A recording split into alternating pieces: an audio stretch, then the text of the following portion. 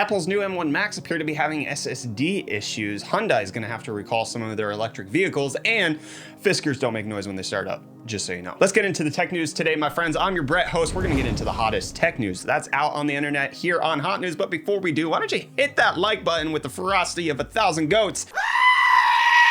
And get subscribed so that you never miss an episode of tech news. Now let's talk about the top story, which is M1 Max are apparently having severe wear to their SSDs because of things that are happening under the hood that we aren't quite clear on what's going on. This is a report that's coming out showing that in extreme cases, the SSD has 13% of the maximum warrantable total bytes written, which if you convert that to a lower end SSD, that could be about 30% usage on a 16 gig model. The 8 gig model might potentially be worse if you consider the fact that they're doing this because they might be using the SSD as a type of virtual RAM when they don't have enough RAM going into the system. So this could be a problem that is specific to how the M1 Mac is interfacing with its RAM and its SSD, or it could be a problem with Big Sur and things that are going on there and could just be fixed in a software update. But it could potentially mean that certain versions of M1 Max might not even have their SSDs last an entire year, depending on how often they're being used. There's no word on Apple as of the time of recording as to what's going on with this or whether they're going to be able to fix it, but just be concerned. Don't use your MacBooks, get a PC.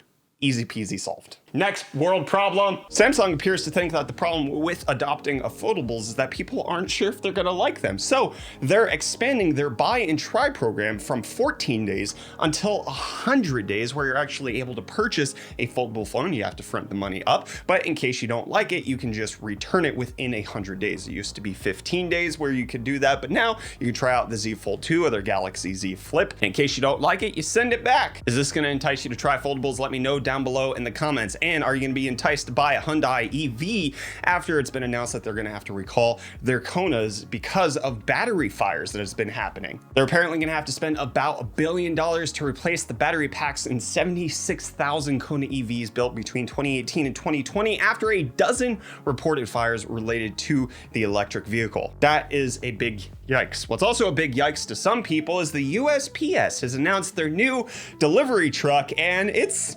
something. It's a change for sure. The defense contractor Oshkosh is going to be the company that's going to be making both the gasoline and electric versions of these cars, and apparently they're going to be building them out so that potentially the gas-powered versions could be swapped to fully electric later on down the line, but they're going to be rolling out both depending on the route that the delivery person has to take in order to deliver your mail. So now let's go ahead and take a look at this beautiful monstrosity, and oh boy, this is something.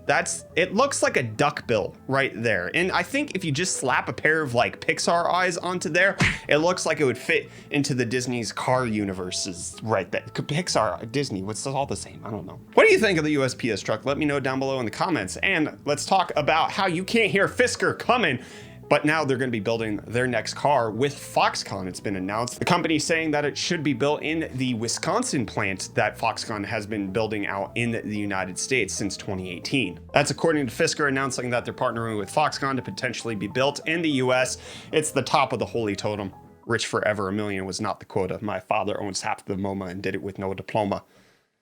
I don't know how to segue out of that. Let's talk about Airbnb's new flexible search that's coming out. It's gonna allow you to decide where you wanna go, but not when you wanna go. And you can just choose generic vague dates of your travel, and they'll help find a place for you depending on where you wanna go, especially with people working remotely. They can just work from anywhere in the world, and this might make it easier for you to be able to do that. And it's gonna be easier to use the best operating system that you can find on a TV. LG announcing that webOS can potentially be used by other smart TV manufacturers as well. RCA, Aeons, and Konka are a few of the brands that should be starting to use webOS, but them rolling out is a good thing. It's my highly preferred TV operating system. Samsung's, I really just don't like Samsung's. I haven't used many others, to be fair. I haven't tried Sony's. I haven't tried, is there another big brand in TVs? Vizios? I don't know. webOS just always feels the best to me. I also have nostalgia for webOS because of my Palm Pre days. And Elon Musk is saying that Starlink is going to be able to hit 300 megabits of internet speed at the end of this year and have latency as low